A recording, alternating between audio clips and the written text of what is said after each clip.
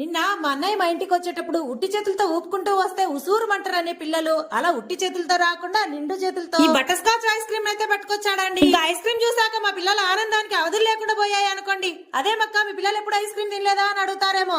దానికి కూడా ఒక రీజన్ ఉందంటే చెప్తా వినండి. బేసిక్ గా మా బుడ్డాడికి ఐస్ క్రీమ్ అంటే భలే ఇష్టం, కానీ ఆ ఐస్ క్రీమ్ కి మాత్రం మా బుడ్డాడు అంటే అస్సలు ఇష్టం లేదే. అదేనండి, మా బుడ్డాడికి 24/7 365 days summer winter rainy season ఇలా ఏ సీజన్ అయినా సరే సీజన్ తో సంబంధం లేకుండా నాన్ స్టాప్ గా మా వాడికి ముక్కు కారుతూనే ఉంటది. ఇంకలాంటప్పుడు ఐస్ క్రీమ్ పెట్టినామంటే ఆ ముక్కు కాస్త ఆజ్యం పోసినట్లయితది కదా.